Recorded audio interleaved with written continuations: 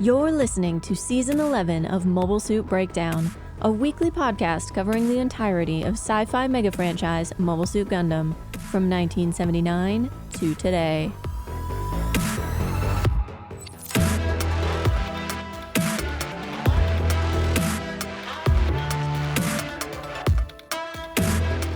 It is a Friday evening in April 1994. You're watching TV Asahi. G Gundam ought to be airing, but instead you're stuck watching some brat kid wander around the Sunrise offices for half an hour. It hurts to see someone else living the life that should be yours. When it ends, your dad flips over to the evening news on TV Tokyo. You like this one, because sometimes they have a talking dog reporter who sounds an awful lot like Crayon Shin-chan's dad. Not today, though. Instead, there is a special report on the wars in Yugoslavia. Washington has brokered a ceasefire between two of the three factions fighting in Bosnia, and the siege of Mostar has been lifted. Your mom hopes this will lead to lasting peace, but your dad isn't so sure. There was that massacre in Sarajevo, remember? And the Serbs just shot down a NATO jet in the safe zone around Gorazde. Unbidden, a scene from one of your shows plays in your head. Mobile suits fighting on streets that look just like yours. You hope G Gundam will start next week. It's been a while since we last visited the former Yugoslavia here on MSB, so let's begin this first Yugoslavia interlude episode with a refresher. During the Middle Ages, migrating Slavic tribes invaded, then settled in the Roman-held territory of the Balkan Peninsula. Those in the far south, in Greece, became Hellenized, but in the northern parts of the Balkans they retained their Slavic identity, even as they adopted Christianity. Collectively, they came to be known as the South, or Yugo-Slavs. Though they shared a language, the Yugoslavs were divided into a more northwestern group, the Croats, who were strongly influenced by the neighboring Frankish Empire, a more southeastern group, the Serbs, who were more influenced by the neighboring Byzantine Empire, and the Bosnians in the middle, initially influenced by the Magyar-Hungarians, and later by the Ottoman Turks. All three peoples managed to establish independent realms during the Middle Ages, but each eventually fell prey to more powerful neighbors. After a succession crisis in the 1090s, a divided Croatia was seized by the Arpad dynasty of Hungary. When the Arpads died out in 1301, the crowns of both kingdoms passed first to the House of Anjou and then to the Habsburgs of Austria. Meanwhile, the Serbian state was mauled by the Ottomans in a series of wars from 1370 until 1459, when the last holdouts were absorbed into the rapidly expanding Turkish Empire. Bosnia suffered the same fate a few years later, but unlike their cousins to the south who remained devoutly Orthodox, most Bosnians converted to Islam. Over the next 3 centuries, the Balkans saw almost constant war between the Austrians and the Ottomans, with little change in the status quo. Then, in the 1800s, inspired by new ideas of nationalism, the European Ottoman territories went into revolt, one after another. Serbia achieved de facto autonomy in 1817, then full independence in 1878. During this time, Serbian nationalists cultivated bands of pro-Serb anti-Ottoman rebels, called Chetniks, in neighboring provinces with significant Serb populations, including Bosnia, Herzegovina, Kosovo, and northern Macedonia. They were proponents of a political philosophy which we call Greater Serbianism. Their goal? To unite all Serbs into one country and to control all the territory that had belonged to the short-lived Serbian Empire, some 500 years previous. But at the same time, a rival movement, Yugoslavism, was articulating a competing vision for the future of the Balkans, a union of all the South Slavic peoples into one independent, multi-ethnic, pluralist state. Habsburg territorial ambitions in the Balkans threatened both movements, and in 1914, Bosnian Serb rebels associated with the Greater Serbian movement provided the spark that ignited World War I when they assassinated the heir to the Austro-Hungarian throne in occupied Sarajevo. Serbia suffered badly during the war, but emerged on the winning side, having garnered tremendous international prestige for its tenacious defense in the process. In the post-war settlement, the Balkan Slav Habsburg territories, Slovenia and Croatia, were amalgamated with the Kingdom of Serbia in order to create a new Yugoslav kingdom. From one perspective, this was a kind of compromise between Greater Serbianism and the old imperial practice of awarding territory to the victors after a war, on the one hand, and Yugoslavism and the new idea of national self-determination on the other. But realistically, the compromise was a sham. In practice, this was Serbian annexation of Croat and Slovene territory. The new state inherited basically all the institutions of the old Serbian kingdom, including its centralized federal structure and its Serbian royal family. Its electoral laws were designed to ensure a permanent Serb majority in parliament, and efforts by the national minorities to redress the power imbalance were shut down, first by the arrests and assassinations of their political leaders, including Stjepan Radic, the de facto leader of the opposition, and then by the dissolution of parliament in favor of old-fashioned absolutist royal dictatorship. Despite the unresolved tensions between Croat and Serb populations, between Yugoslavism and Greater Serbianism, successive royal dictators managed to hold the country together until the outbreak of World War II, even if just barely. But at that point, an Axis invasion shattered the royal army practically overnight and broke the country up into zones of influence. Two competing rebel movements emerged almost immediately, the Chetniks and the Partisans. While the Chetnik leaders were avowedly royalist and the Partisans communist, the true animating difference between the factions was that the Chetniks fought for Greater Serbia. Even their name was a reference to the famous anti-Ottoman rebels of the glorious past, while the Partisans embraced Yugoslavism. Unity and brotherhood were their watchwords. Cooperation between the two movements broke down almost immediately, when Chetnik leadership concluded that the Partisans and their philosophy represented a more immediate threat than fascism. They would spend the rest of the war collaborating, on and off, with the occupation regime and its German masters. In the end, this would prove their undoing. By the time the Partisans achieved military dominance throughout Yugoslavia, the surviving Chetnik leadership had lost all credibility in the eyes of the people and the world. Axis military planners had once hoped to rely on a combination of low-quality garrison units, auxiliaries, and local puppets to cow the Yugoslav people. With German strategic, logistical, and industrial power at their back, even a second-string force like that should have had little trouble brushing aside the disorganized, barefoot, largely illiterate peasant rebels. But by May 1944, it was obvious they had been wrong. Again and again, the occupiers and their Chetnik allies had sent tens of thousands of soldiers, supported by tanks, air power, and artillery, transported by rail and motor vehicles, to encircle and destroy the Partisans, who, if they were particularly well equipped, might have a few mules to carry their baggage. These massive operations killed a lot of people: soldiers, the wounded, doctors and nurses, prisoners of war, hostages, civilians who happened to be nearby. But Axis brutality only served to strengthen partisan resolve. The last major offensive, an airborne raid on partisan headquarters intended to be a decapitation strike, only revealed the diminished state of the Axis forces. The writing was on the wall. The Partisans were at the gates and the Soviets were knocking on the back door. In Greece and Italy, the Allies were tightening the noose. The house was on fire, and the situation, like these metaphors, was out of control. The Partisans were going to win. It was time to get used to the idea. But a partisan victory on the battlefield, a communist victory, did not necessarily resolve the political question. What would the new Yugoslavia look like? Would the Western democracies allow the country to go communist? Would the American and British soldiers stationed in Italy and Austria turn on the Partisans in order to evict the Soviets and put the young King Peter back on his throne? Would they have a British puppet instead of a German one?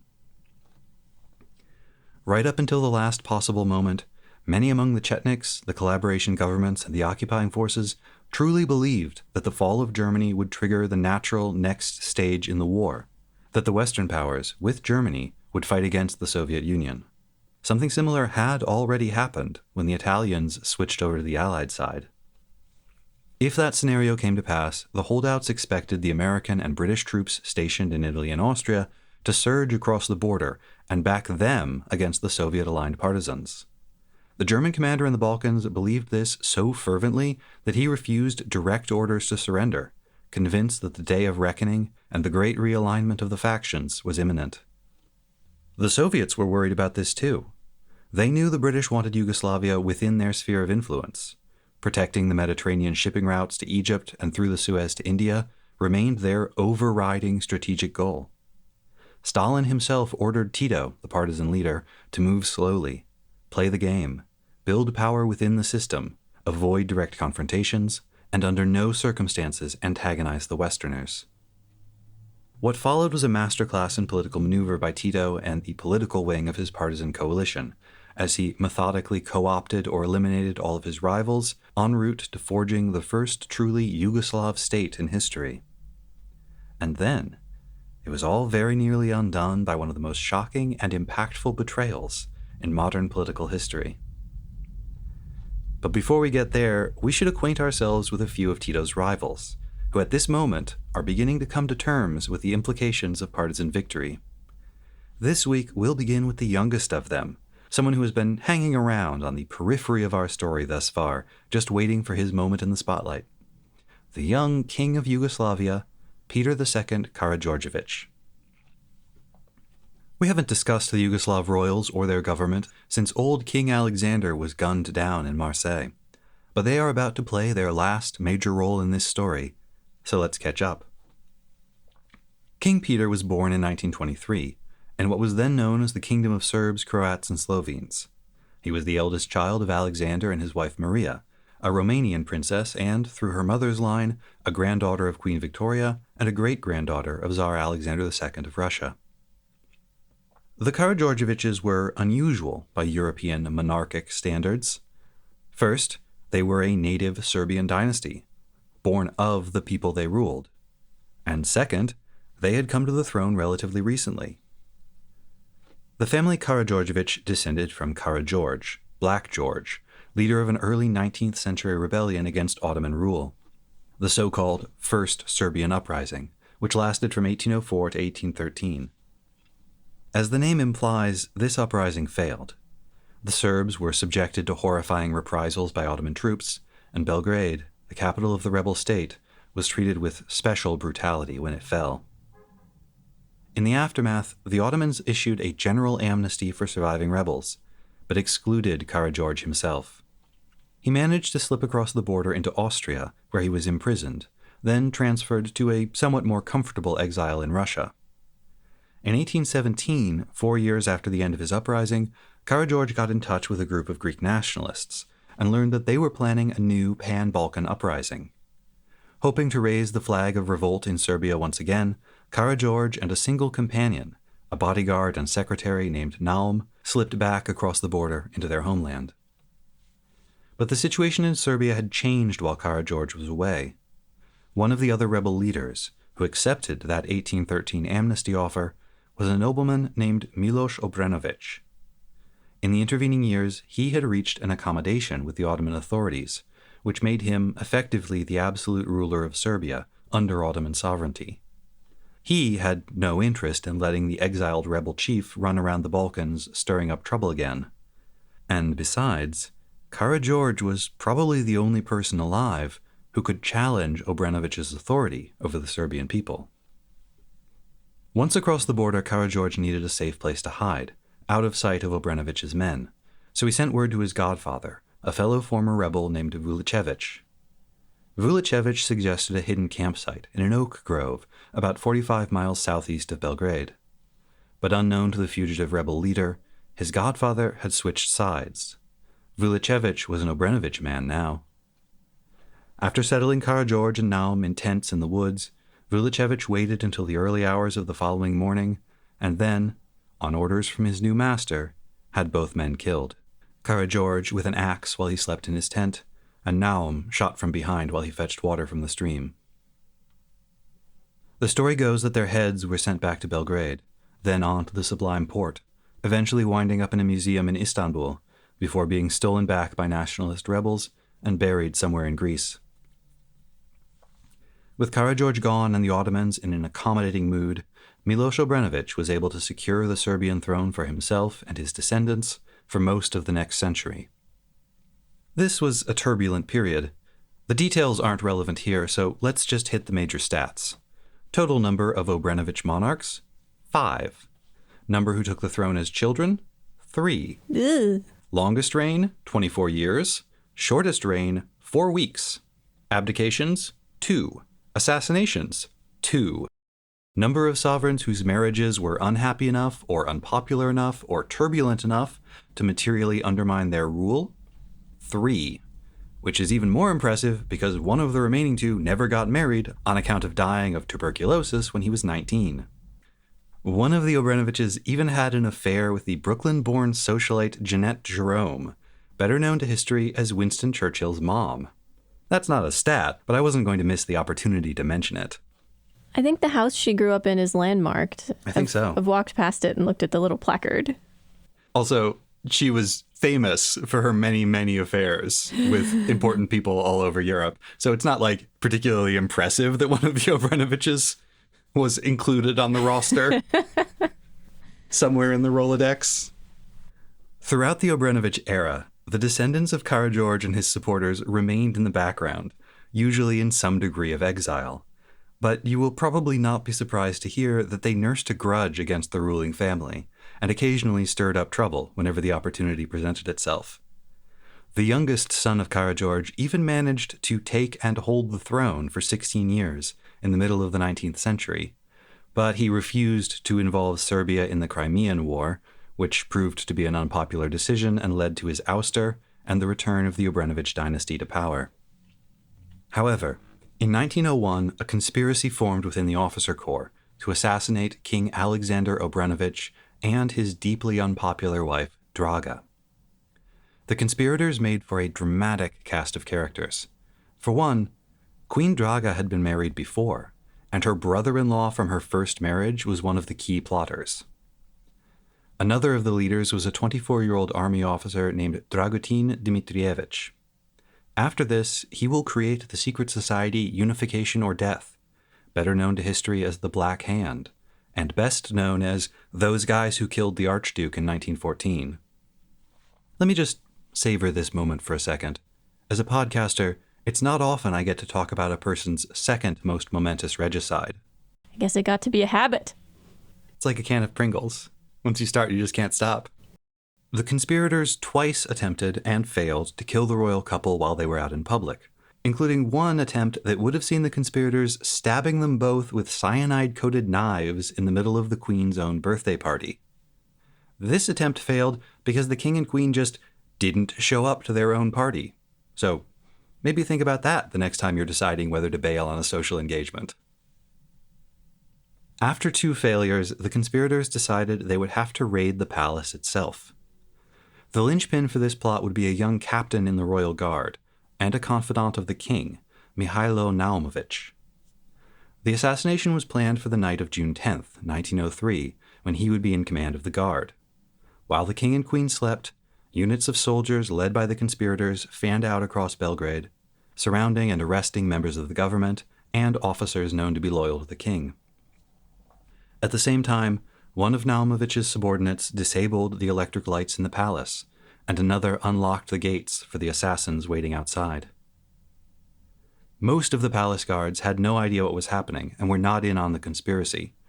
There was fierce, confused fighting everywhere as the assassins raced from room to room hunting for their target.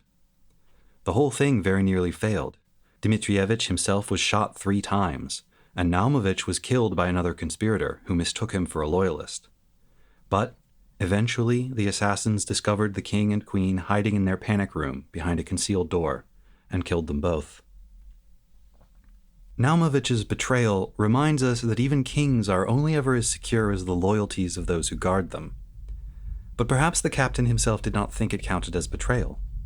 Perhaps, from his perspective, he was simply paying back a generation's-old debt owed to the whole Obrenovich dynasty. Because as you might by now have guessed, Naumovich got his name from his grandfather, Naum, Karageorge's bodyguard, betrayed and murdered on Obrenovich orders 86 years prior. His grandfather's death secured the Obrenovich family's rise. His own brought about their end. When the dust of the assassination settled, the National Assembly summoned the patriarch of the Karageorgevich family back from exile and offered him the crown.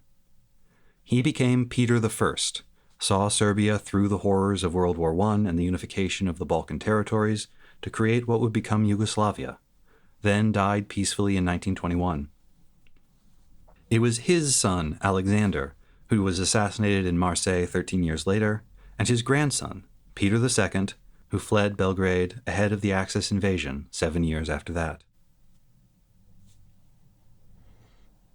So the Karađorđevićes were still pretty new on the job, having occupied the throne for only the past 38 years. They were also very much the kings of the Serbs first and of Yugoslavia second. They were Orthodox Christians and ethnic Serbs, and the story of their rise to power was inextricable from that of Serbia's own national identity. However much the kings embraced Yugoslavism, however they tried to balance the interests of the different nations within their borders, they would always be seen by the Croats, Slovenes, Bosniaks, Macedonians, Kosovars, Vlachs, and all the rest as foreign overlords. Peter II was studying at boarding school in England when his father was killed. He was recalled to Belgrade and finished his education in the palace, while an older cousin, Prince Paul, acted as regent.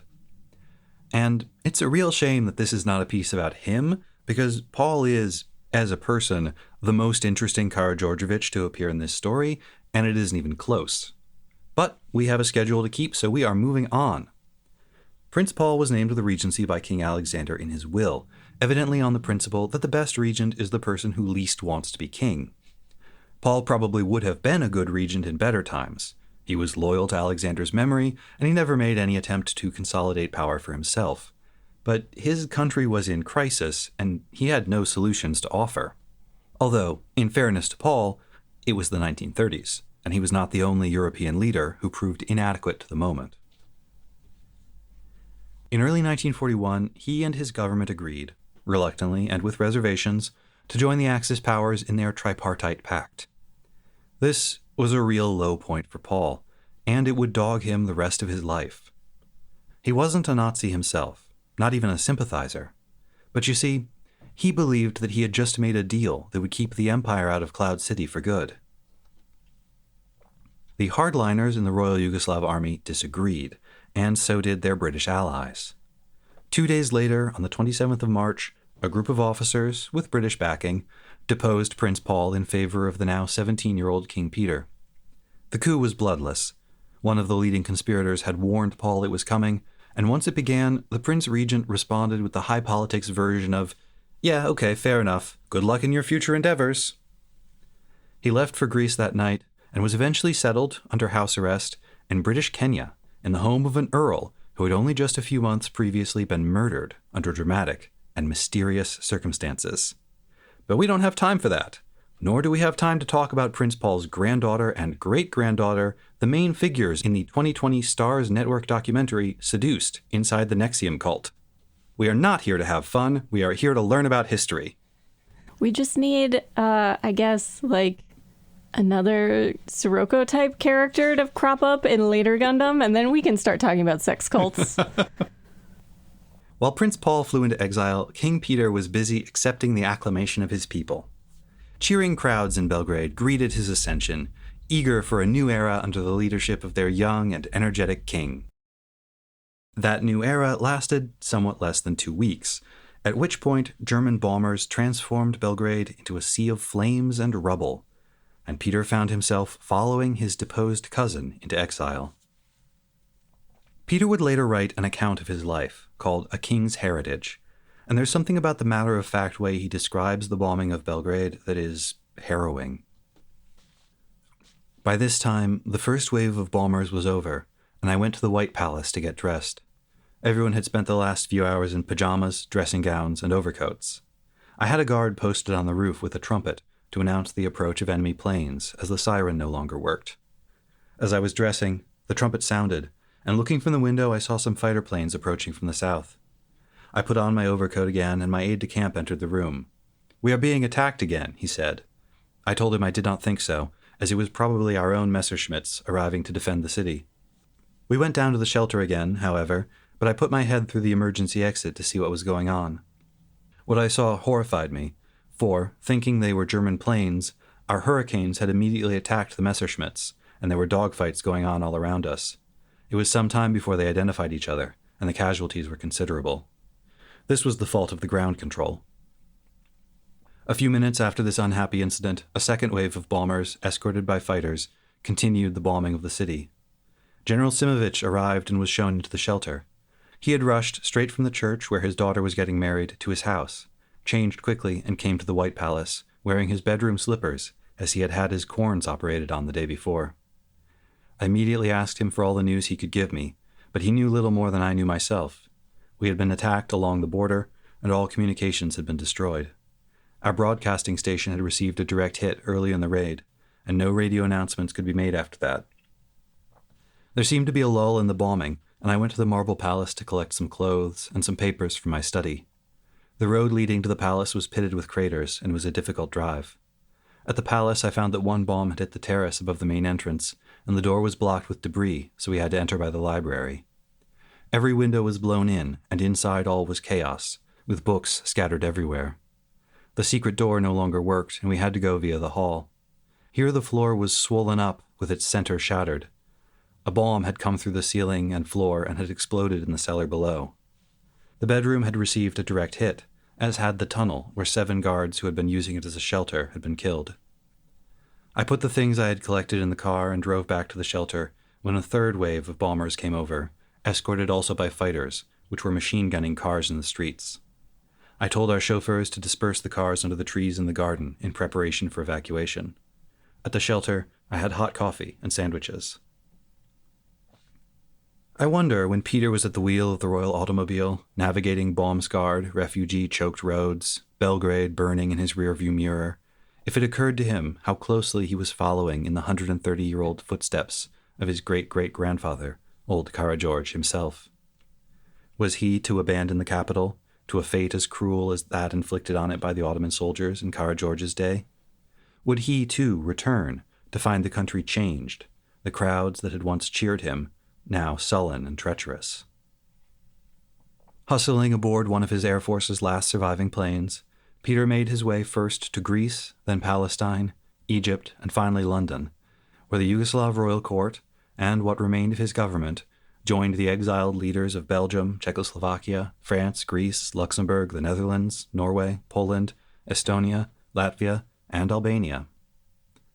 And in the next episode of our Yugoslav interlude, we'll meet the leading figures of that government in exile and watch as the lot of them go through all 5 stages of grief on the way to a world historic level fumble of the Yugoslavian bag.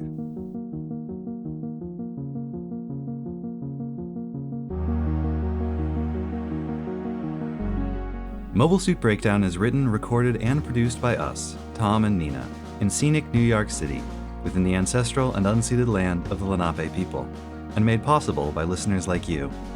The opening track is Wasp by Misha Dioxin, the closing music is Long Way Home by Spinning Ratio, and the recap music is Window by 1000 Hands. You can find links to the sources for our research, the music used in the episode, additional information about the Lenape people, and more in the show notes on our website, GundamPodcast.com. You can get in touch with us by email at hosts@GundamPodcast.com. If you'd like to support the show, please tell your friends about us, leave us a nice review wherever you listen to podcasts, or if you'd like to support us financially, you can do so at GundamPodcast.com/Patreon. Or look for other ways to support the show at GundamPodcast.com/support. Most of all, thank you for listening.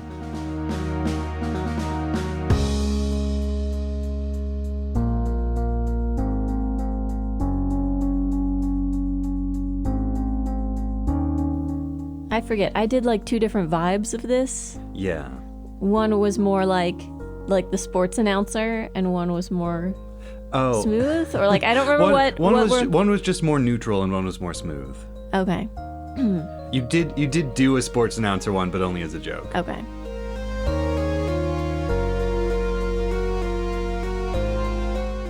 And now I just get to be a listener.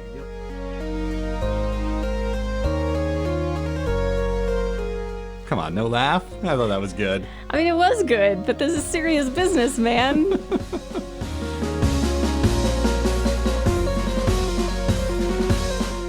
Which is even more impressive because one of the remaining 2 never got married on account of dying of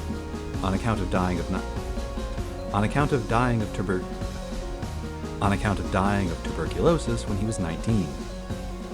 kept trying to say on account of dying of 19 when it was tuberculosis. Dying of 19 is the most common cause of death for 19-year-olds.